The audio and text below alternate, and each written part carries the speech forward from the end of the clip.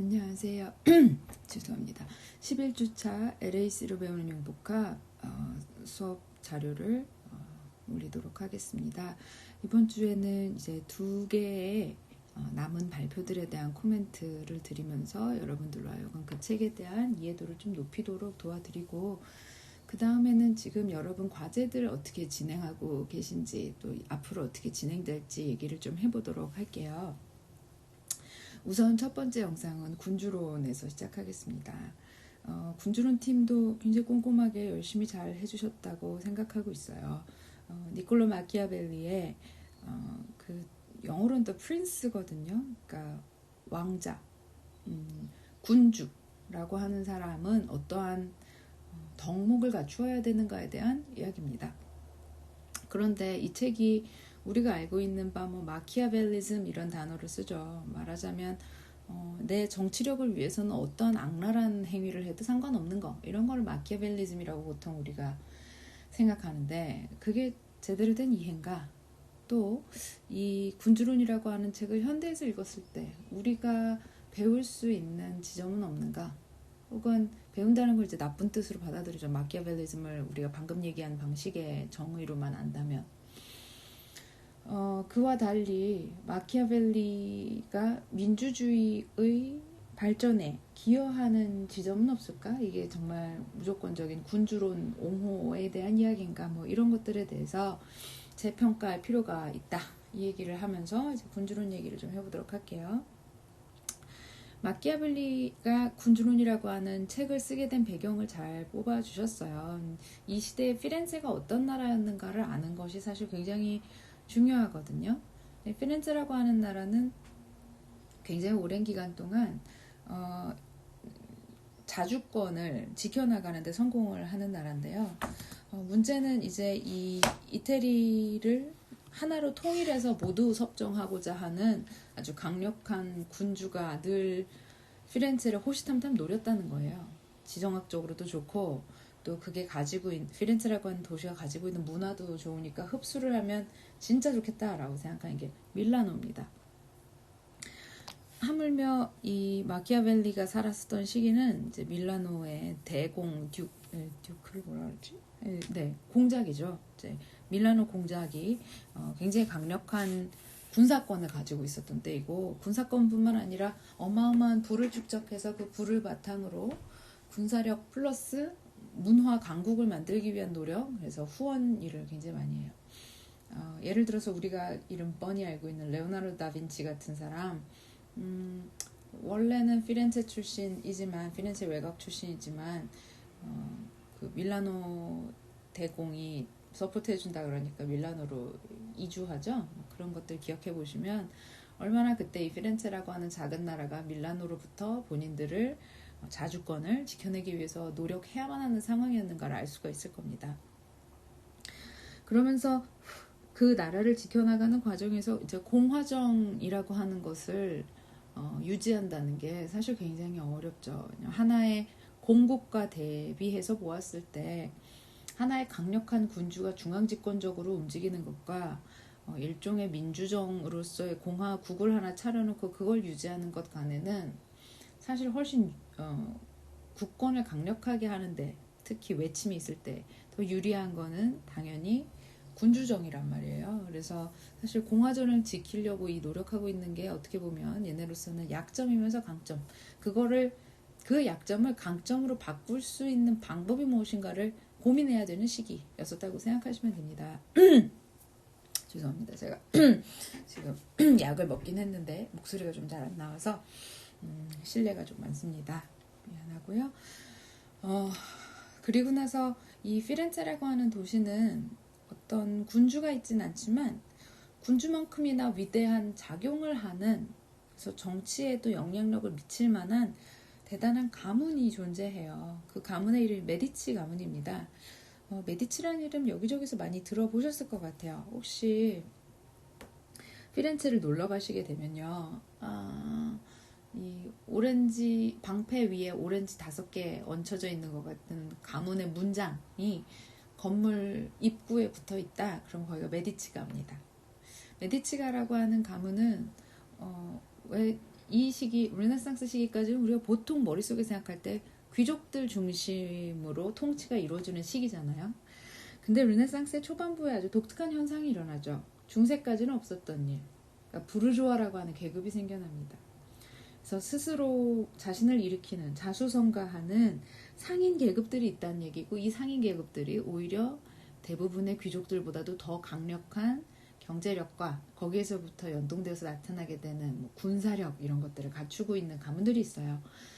그런 가문이 바로 메디치 가문입니다. 이 메디치 가문은 금융업으로 어마어마한 부를 축적했고, 유럽에서 거의 최초로 이렇게 큰 돈 빌려주고 은행이 거기에서부터 나오는 이자로 이제 돈을 벌고 하는 시스템을, 그럼 굉장히 근대화된 시스템을 만들어서 활용한 가문이에요. 그런데 이 메디치 가문은 처음에는 그냥 돈 많은 가문으로 시작했겠지만 나중에 아주 훌륭한 이제 이 도시 국가를 서포트 해줄 만한 정치적 역할을 하는 리더들이 이제 나타나죠. 그 중에서도 로렌조 메디치라고 하는 사람, 메디치 가문에서 가장 이제 영향력 있는 사람 중 하나로 기록이 되어 있는 사람이고, 로렌조 메디치의 치하에서 우리가 알고 있는 다양한 문화 예술가들, 그리고 지식인들, 정치인들이 번성하게 됩니다. 그래서 이 시기에 이제 지식인들을 후원해주는 데는 중요한 이유가 있죠. 이 지식인들의 웅변가들, 정치인들, 이런 사람들이 당대로서는 이제 외교적인 전략을 짜는 사람들이거든요. 그 사람들이 아이디어를 잘 짜내야 자기네보다 군사력으로 따지면, 규모로 치면 10배는 가까울 밀라노 대공으로부터 본인들을 지켜나갈 수가 있거든요. 그래서 이 피렌체라고 하는 국가가 절대적인 열세에도 불구하고 자치권을 지킬 수 있었던 건 사실 지성의 덕분입니다. 그래서 지성인들에 대한 후원이 아주 아낌없이 일어나게 됐던 게 로렌조 메디치의 덕분인데요. 메디치가 사망하면서부터 일이 좀 복잡해지기 시작하죠. 메디치가가 기울기 시작하는 것은 피렌체의 존망이 위협되기 시작하는 것과도 같습니다. 이 메디치가가 크게 흔들리는 때는 언제냐면 지금 여기 써 있는 것처럼 1494년으로 써 있는데, 저는 그거보다 조금 더 일찍이라고 착각했는데 뭐 하여튼 94년 맞겠죠. 94년에 이 프랑스가 이태리를 침공했다고 이제 발제자들이 설명해 주셨어요. 보통 사건이 아니라 아주 잠깐 동안이지만 피렌체가 자치권을 뺏기는 순간이에요. 그래서 늘 경계했었던 밀라노 대공이 아니라 오히려 딴 데서 치고 들어오는데 프랑스입니다. 이 프랑스 군주인 샤를 8세가 피렌체를 치고 들어와서 땅만 뺏기는 정도가 아니라 이제 통치권을 뺏기게 되는데, 그때 행정 관료들이 한번 샥 바뀌어야 되죠. 이 마키아벨리라고 하는 사람은 그래서 피렌체에서 어떤 공직자로서의 일을 한창 하고 있다가 갑자기 쳐들어온 이 프랑스군 샤를 8세의 군대에 의해서 한직으로 발령이 나게 되죠. 왜냐하면 주요 직책에는 샤를 8세가 원하는 사람들을, 이제 자기의 섭정에 도움이 될 사람들을 박아놓으니까요. 그래서 그 시기를 겪어내면서 어떻게 하면 내 나라의 자유를 되찾아오고 더 강력한 나라로 이곳을 만들 수 있는가, 이를 바득바득 깔면서 쓴 책이 이 군주론입니다. 이 시기를 즈음해서 뭐 사보나롤라의 반란 얘기도 나오고 메디치 가문 축출된 얘기도 쓰셨는데요. 사보나롤라는 혹시 여러분 누군지 기억하실까요? 세계사 때 다 배우셨을 텐데 종교개혁을 꿈꿨었던 사람이죠. 이제 천주교의 강력한 수호자이기도 했었던 메디치. 왜냐하면 메디치 가문에서는 또 교황도 만들고, 이 시대는 교황의 시대입니다. 그래서 유력 가문들이 뭐 군주가 되는 것도 중요하지만 그만큼이나 중요한 게 군주들과 손잡을 수 있는 군주가 될 아이의 형제는 바티칸에 보내는 게 이 시대에는 굉장히 중요한 일입니다. 교황권을 얻고 있다라고 하는 건 외교사에 있어서 아주 엄청난 힘을, 입김을 넣을 수 있는 일이거든요. 그래서 메디치 가문은 뭐 당연히 카톨릭을 옹호하는 가문이에요. 여기 출신 교황들도 나오고 그래요. 근데 그럴 때 이 샤를 8세가 뛰어들어와서 이 메디치 가문을 쫓아내면서 주요한 정치 지도자의 자리에 이 사브나롤라라고 하는 사람을 집어넣어요. 근데 사브나롤라는 굉장히 훌륭한 일을 하는 사람이긴 합니다. 왜냐하면 이 시대의 카톨릭은 지금 이야기 들었었던 것처럼 사실은 권력과 병합하면서 굉장히 부패했었던 시기예요. 당시에 교황이었었던 사람이 알렉산드르 6세라고 한 사람인데요. 몇 안 되는 스페인 출신 교황이죠. 이 사람 이야기가 저기 영국 드라마, 미국 드라마 중에 되게 재밌는 거 있어요. 아마 넷플릭스에 그게 있을 텐데 이름을 잠깐 까먹었.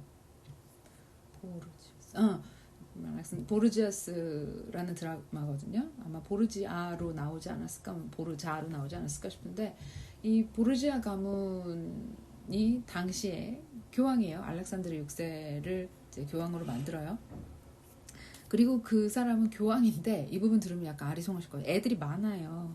그 중에서 큰아들이랑 작은아들 둘이 있고 특히 큰아들이 총애받는 이제 군주로서 앞으로 활약하게 될 사람이고요. 그 다음에 뭐 딸도 굉장히 유명해요.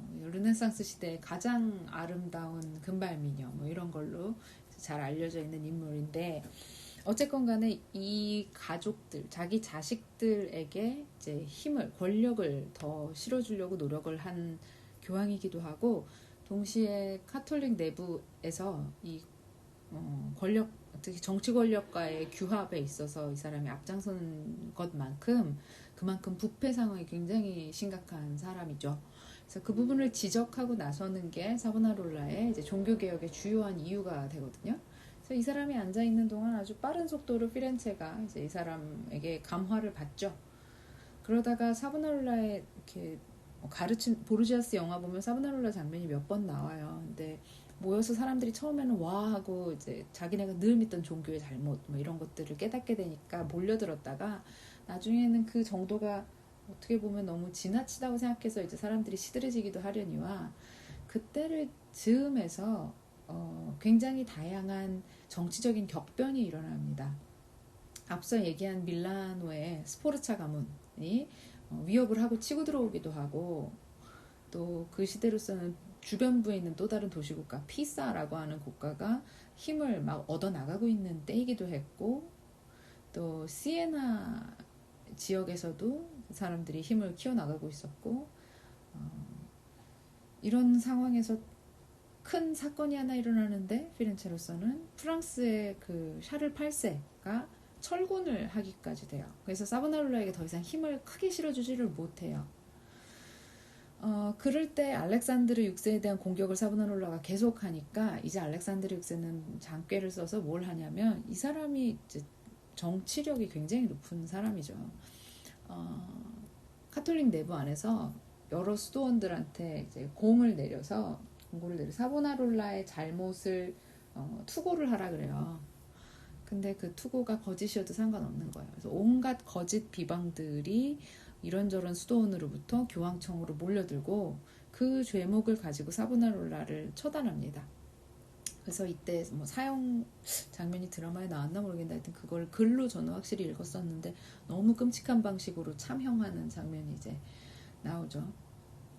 어쨌건 간에 이 피렌체라고 하는 국가가 어떠한 정치적인 상황에 처해져 있었는지를 듣고 나면 이 시대의 메디치 가문을 중심으로 해서 혹은 방금 이야기 나온 뭐 스포르차나 보르지아 같은 유력 가문들이 어떠한 방식으로 자신들의 공화국을 통치해야 되는가 그걸 통해 어떻게 하면 배워나가서 피렌체가 이제 안정적인 공화국으로 자리를 잡을 수 있을 것인가의 문제를 고민해서 쓰는 책이 이 군주론입니다. 그래서 군주론에서 쓰면서 이 책을 바치려고 했었던 대상 그러면서도 본인의 또 롤모델로 꼽았던 사람은 아까 나온 알렉산드르 6세 교황의 아들인 체사레 보르자예요. 시오노 나나미의 우아한 매혹인가 뭐 이런 책 보시면 그게 보르자 얘기입니다. 이 체사레 보르지아라고 하는 앞으로 융성하실 군주에게 정치란 이렇게 하는 것이죠. 혹은 당신의 삶에서 이런 결정들 정말 좋은 결정이었죠. 라고 설명하는 그런 책이었다고 생각하시면 되겠고요. 이 혼잡시기에 대한 설명을 잘 해주셨고, 그 다음에는 이제 주요 용어들을 잡아서 설명을 해주셨는데, 제가 조금만 그 부분을 정리를 한번 해드릴게요. 용어 들어가기에 앞서서 제가 되게 중요시하는 부분은 마키아벨리의 이 군주론이 당시에도 그랬고 또 오늘날의 우리들에게도 기존 우리가 알고 있는 정치가란 이래야 된다에 대한 상식이나 통념이나 종교관이나 도덕적인 규범 같은 것들을 너무 뛰어넘는 부분들이 많아서 논쟁의 대상이어왔다는 거죠. 아주 오랜 기간 동안. 우리 보통 마키아벨리 하면 정치꾼이라는 건 교활하고 표리부동하고 부도덕하고 이런 거 생각할 때 마키아벨리의 군주론을 생각한단 말이에요. 정치담론으로 폭력이나 권력의 문제를 직접 끌고 들어온 첫 번째 인물이라고 많은 사람들이 이야기를 하지만, 다른 한편 이제 이 용어를 배워야 되는 주요 이유인데, 마키아벨리가 제시한 진짜 중요한 군주론에 있어서의 덕목의 핵심은 군주가 어떤 도덕적인 제약을 받지 않고 권력을 획득하고 유지해야 된다라는 이야기라기보다는 컨텍스트 안에서 어떤 맥락 하에서 절대선이라고 보였던 게 절대 악으로 뒤집힐 수도 있고, 절대 악이었던 게 국가를 위해서는 절대 선으로 변화할 수도 있다라고 하는 이 고정관념을 뛰어넘는 정치론, 정치담론을 처음 만들어낸 사람이라고 봐야 되겠죠. 이 마키아벨리가 하고자 하는 주요한 이야기는, 예를 들어서 계몽주의 시기에 루소 같은 사람도 군주론의 가치를 이제 높이 평가를 하거든요. 루소의 사회계약론이라고 하는 책을 보면 군주론이라고 하는 책이 갖고 있는 참 가치가 피상적이고 정직하지 못한 독서에 의해서 희생된 것이라고 루소도 생각을 합니다. 말하자면 마키아벨리의 군주론 곳곳에 굉장히 중요한 정치적인 덕목에 관련된 숨은 의도들이 숨어 있다라고 루소 설명하는 거죠. 그러면서 이 책은 진정한 공화주의자를 위한 책, 왕을 위한 책이 아니라 민중을 위해 쓴 책으로 읽힌다고 설명을 합니다. 이런 부분들이 어디에서 그걸 우리가 키를 얻어야 되나, 이걸 좀 고민하면서 책을 읽었으면 좋겠다 하는 얘기를 먼저 해놓고요. 근데 그게 쉽지 않죠. 발제팀도 굉장히 고생을 하셨을 것으로 추정이 되는데, 마키아벨리 책의 난해성을 가지고도 논문이 굉장히 많이 나와서 정치 철학자나 우리가 잘 알고 있는 철학자 중에 스피노자, 루소 이런 사람들, 방금 얘기 나온 사람들, 또 고대 문학가 중에 셰익스피어라든지 아니면 현대의 정치학자들 마틴 스키너나 존 포칵이나 필립 페티시나 이런 사람들 모두가 이 마키아벨리의 언어와 수사가 너무나 양면적이어서 파악이 쉬운 책은 아니다라는 이야기들을 공통적으로 합니다. 그리고 자기가 말하고자 하는 바를 의도적으로 숨기면서 정반대의 걸 동시에 말하는 역설을 취하기 때문에 굉장히 다성적인 어려운 리딩이다라는 거 먼저 얘기를 해놓고, 어떤 면에서 이제 민주적 공화주의자의 초석으로서 마키아벨리 이 책을 볼 것인가, 이 부분에 대해서 고민을 꼭 해봐야 된다는 거죠. 이 부분에 있어서는 존 매코믹 같은 학자들이 마키아벨리를 귀족주의적인 공화주의자로 오독하지 말라라고 아주 강력하게 항변하는데요.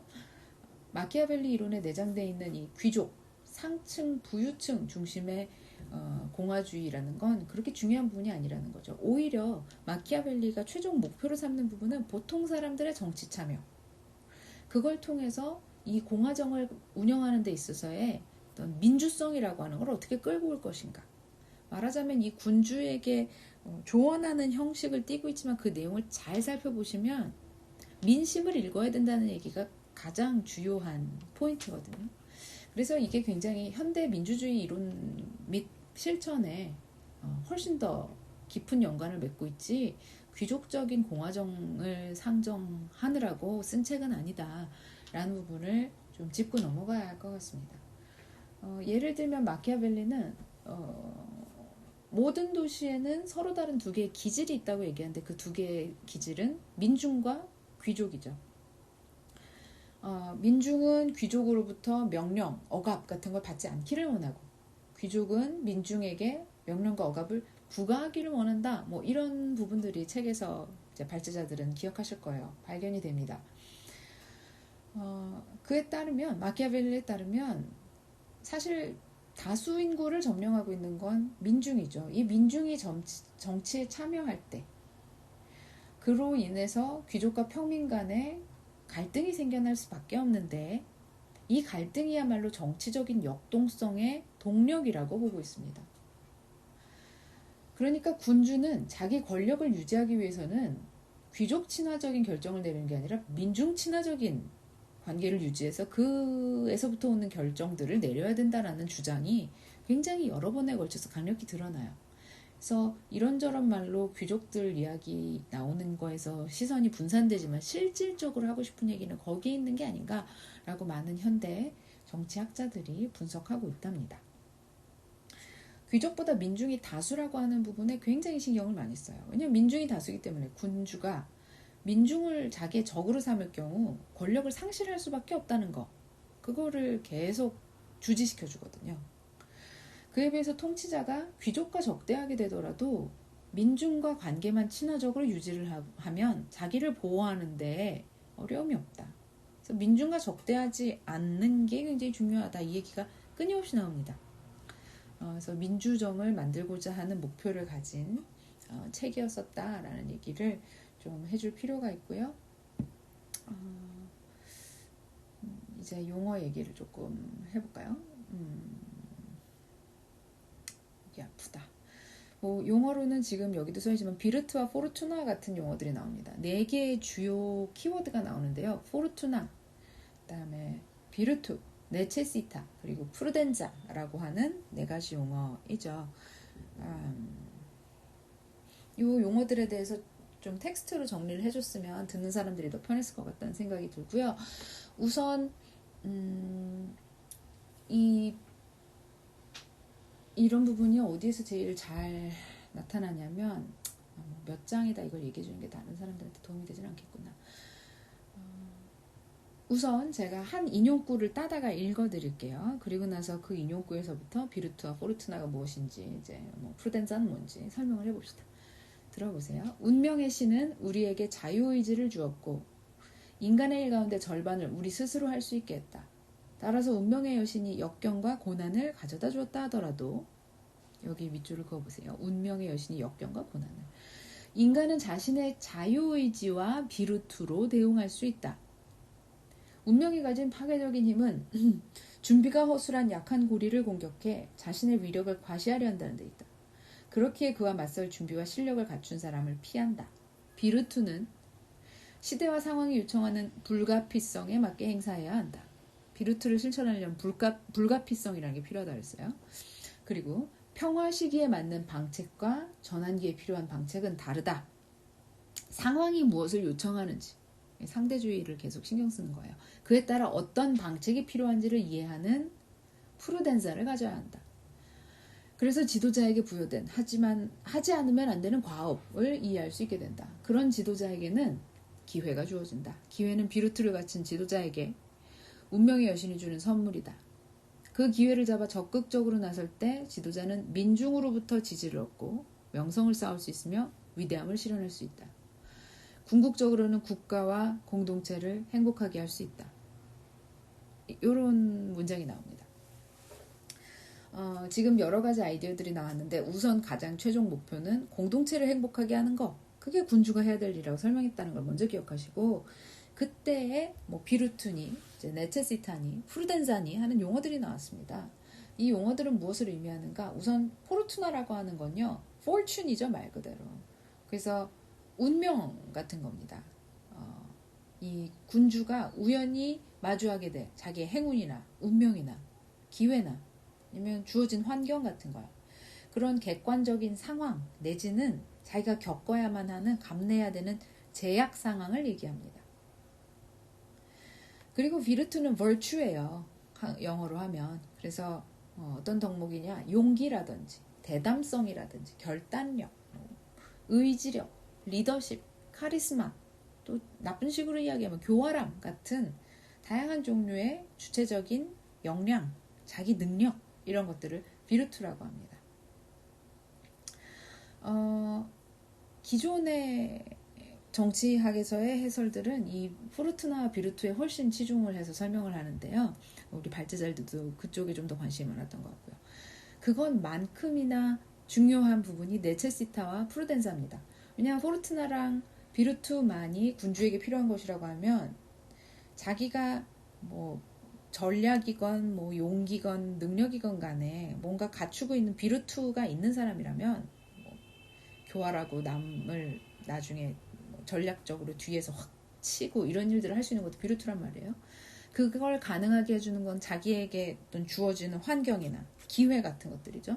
요거 두 개만 놓고 보면 우리가 기존에 생각하는 마키아벨리즘, 자기의 정치적 성공을 위해서라면 뭐든 해도 되는 거, 선과 악의 기준을 피해가는 거, 이런 식으로 설명하기가 훨씬 유리해지는데, 사실 앞서 제가 읽어드린 인용구에서 보면 네체시타와 프루덴사를 굉장히 중요시하고 있습니다.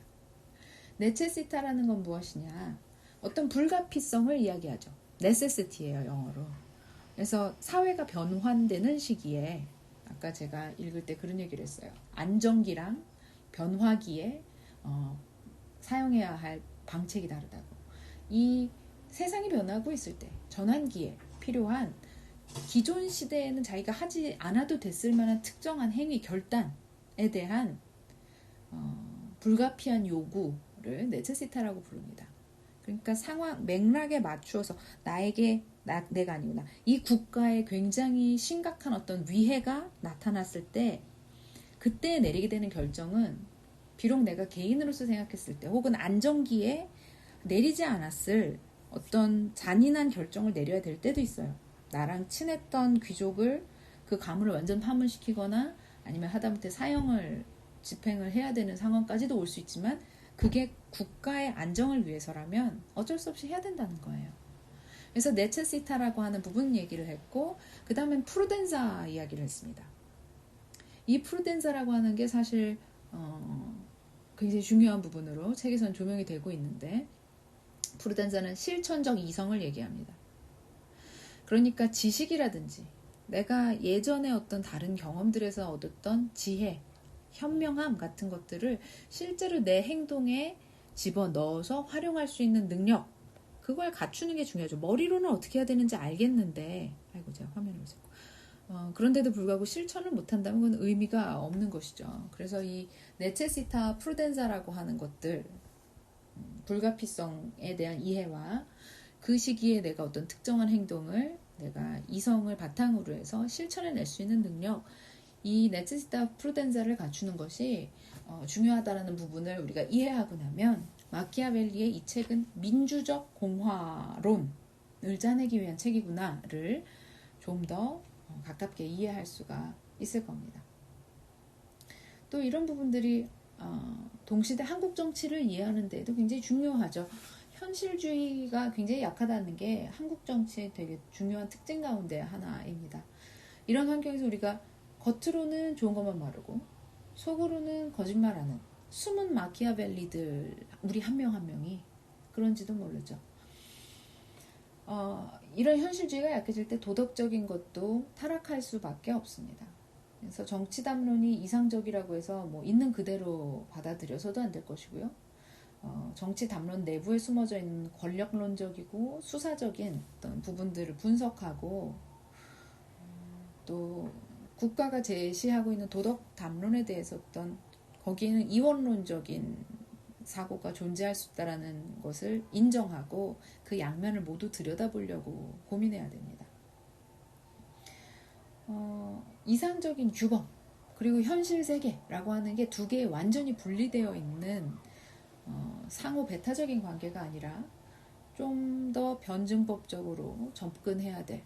그래서 둘 간의 관계가 이제 특수한 관계가 이루어져 있고, 이상에 가까워지기 위해서 이 현실 상황을 어떠한 식으로 운용해야 되는가의 문제를 고민해 볼 필요가 있다는 걸 알려주는 책이면서, 그게 우리가 오늘날 한국 정치를 들여다볼 때 왜 절대선인 것처럼 가장하고 있는 어떤 목소리들, 그 내부에 있는 문제들을 다시 한번 재검토하고, 또 그 문제들이라고 하는 것이 필요하든 아니었는가를 이제 옹호하는 입장에서 생각해보고 하는 일들이 가능하도록, 복합적인 생각이 가능하도록 도와주는 것이 이 마키아벨리의 책일 것입니다. 이 책에서는 이제 군주국의 분류 뭐 이런 얘기 한다고 발제자들이 설명을 해주셨는데, 중요한 부분은 결국에는 군주국을 이 사람이 꿈꾸고 있지만 민주적인 공화국에 대한 이상을 가지고, 지금은 강력한 군주가 민중을 위해서 정치해달라라고 부탁하고 있는 입장이다. 이 부분이 중요한 것이어서 꼭 짚어드리고 싶었고요. 혼합군주국이라고 불렀고, 통치라고 하는 것은 뭐 두 가지가 있다. 군주에 의한 통치와 군주와 귀족에 의한 통치 두 가지가 있는데, 그 중에서 이 사람이 지금 주장하고 있는 것은 결국에는 군주에 의한 통치입니다. 귀족들로부터의 옹호나 완벽한 연합체를 만드는 데 실패하더라도 앞서 얘기한 것처럼 민중들과의 연계성만 좋다면 군주는 자기의 입장을 쉽게 유지할 수 있고, 또 그 유지가 결국에는 국가의 번영에 도움이 되는 것이라는 입장을 취하고 있었다는 거, 이런 부분들이 조금 더 맥락적으로 짚어졌으면 좋았을 것 같아서 얘기를 하는 거고요. 그 다음에 신생 군주국의 권력 획득과 유지 방법 이런 얘기들이 나오는데, 이 중에서 이 사람이 중요시하고 있는 것은 뭐 선의와 군주의 자리에 오르게 해준 사람의 선의와 운에 의존하고 있다, 뭐 이런 얘기들 나오게 되는데, 결국에는 이 사람이 최종 목표로 말하고자 하는 바, 이렇게 각 챕터가요 되게 리터럴하게 글자 그대로 이해를 해서는 안 될 부분이 있어요. 그래서 이 사람이 최종 목적지가 뭔지를 이해를 하고 나면 결국에는 나에게 언제나 우호적인 군대는 있을 수 없으니까 그 군대가 나에게 충성을 하게 하려면 몇몇 인맥에 의존해서는 안 된다는 이야기를 하고 있는 거예요. 그 군대에 속해 있는 평민 계층의 사람들이 나를 따를 수밖에 없도록 내가 그들과의 관계를 어떻게 유지할 것인가, 나의 모든 정치적인 결정은 나의 시민들을 위해서 할 때 훨씬 더 편안하게 통치가 가능해진다는 거, 뭐 이런 얘기들을 하고자 하는 부분이고요.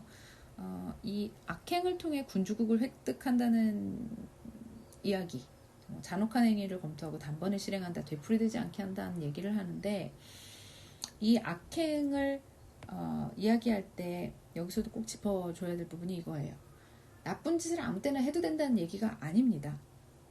다만 불가피한 상황이 왔을 때 우리가 안정시기에 생각했던 악행도 국가를 위한, 그러니까 공익을 위한 일이 될 수 있다. 그럴 때는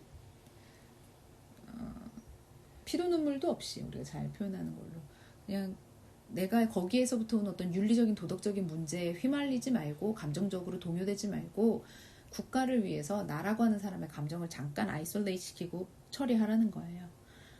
그래서 여기서 사실 진짜 밑줄 그어야 되는 부분은 이겁니다. 백성에게 이익이 되지 않으면 그만둬야 된다. 그래서 나의 시민들을 위한 결정이라면 내 개인적으로는 그게 나와 어떤 나랑 평소에 친했던 친구야. 윤리적으로 내 친구를 어느 날 내가 정치적인 목적으로 살해한다라고 하는 건 너무나 끔찍한 일이지만, 걔네 가문이 적폐의 상징이야. 얘네를 없애지 않고서는 내 시민들이 영원히 엄청난 빚에 시달리고 밥 먹을 수가 없고 당장 굶어 죽을 상황이고 그래요. 그러면 결정을 하고 피도 눈물도 없이 실행을 하라는 겁니다. 이 이야기를 하고 있다는 거 꼭 짚어주고 싶었고요. 그래서 군주국이라고 하는 건 결국 시민들의 호의가 필요하다라고 하는 얘기가 전체의 가장 큰 테마예요. 이런 부분들을 생각해 놓고 나면 이 사람의 이 책이 진정한 군주주의에 대한 옹호의 책이 아니라는 거 우리가 알 수 있게 되죠. 물론 이렇게 얘기하면 막 굉장히 이상적인 도덕적인 군주의 아이디어를 이야기하는 것처럼 이제 오해하실 수도 있지만 이 사람은 군주라고 한 사람을 개인의 도덕률로부터 자유로운 사람으로 놓고 있어요. 그래서 때에 따라서는 악덕해야 된다라는 얘기가 거기서 나오는 거죠. 어떤 때 잔인해야 되는가, 어떤 때 인색해져야 되는가, 어떤 때 자유롭기보다는 사람들에게 공포의 대상이 되어야 되는가에 대한 이야기들을 사실은 굉장히 현실론적인 차원에서 하고 있는 겁니다. 돈을 막 퍼담아 준다고 해서 이런 걸 우리가 뭐 현대 용어로 파퓰러리즘이라고 하죠. 뭐라 그러지? 인기에 영합하기 위해서 돈 막 퍼주고 이런 정책들이 나오는 거예요. 그에 비해서 퍼주기만 한다고 늘 좋은 건 아니에요. 뭐 요새 재난지원금 같은 거 사실 굉장히 좋은 정책인 게 경제가 돌아가게 만드니까 그렇긴 한데 그런 목적이 아니라 왜 몇몇 지방자치단체들은 진짜 뭐 예를 들어서 도지사의 인기를 위해서 지원금을 막 퍼주려고 한다든지 하는 일들이 있잖아요. 그럴 때는 그 도의 경제가 도산날 가능성이 있죠. 그럴 때 인색해줘야 된다는 얘기를 하고 있습니다. 지금 당장 사람들에게 인기 있는 정책이 아니어도 차곡차곡 돈 잘 모아서 세금 줄여줄 수 있으면 그게 궁극적으로는 지금은 인색해 보여도 장기 플랜으로 봤을 때 그게 안 인색한, 그게 더 관후한 것일 수 있다는 거예요. 그래서 뭐 이런 얘기들을 한다든지 인자한 지도자상은 또 어려움이 있죠. 왜냐하면 사람들이 착한 사람 만만하게 보고 막 댐비거든요. 그래서 오히려 잔인한 군주의 모습을 보일 때 그 밑으로 어떤 통합 현상이 일어나기가 훨씬 더 유리하고 그게 결국에는 국가를 부강하게 만드는데 유리할 때도 있는 것이죠. 그런 때에는 잔인함을 선택해야 된다고 보는 겁니다. 또 잔인함을 보여주면 당연히 사람들이 애정의 대상으로서 군주를 본다기보다는 두려움의 대상으로서 내가 잘못하면 나도 가차없이 저런 결과를 당하게 될 수 있겠구나. 그러니까 내가 똑바로 해야지. 이걸 생각하게 만드는 사람이 군주여야 된다고 이 사람 보고 있습니다. 왜냐하면 유약한 군주라고 하는 건 결국에는 국가의 자치권을 지켜내지 못하는 것이라는 걸 자기가 눈으로 목격했기 때문이에요. 그래서 이런 부분들 좀 짚어드리고 싶었고요. 모든 장을 다 분석하는 거는 굉장히 고생 많이 하셨을 것 같은데 그거 자체가 각 장을 요약해서는 이루어지기가 어렵고 전체의 테마랑 그걸 연결시키는 게 되게 중요했기 때문에 그래서 제가 각 챕터별의 뭐 코멘트를 드린다기보다는 큰 대개를 한번 짚어드렸습니다. 그러면 우선 여기에서 이 영상을 한번 끊고 그 다음에 오리엔탈리즘 얘기를 좀 더 해봅시다.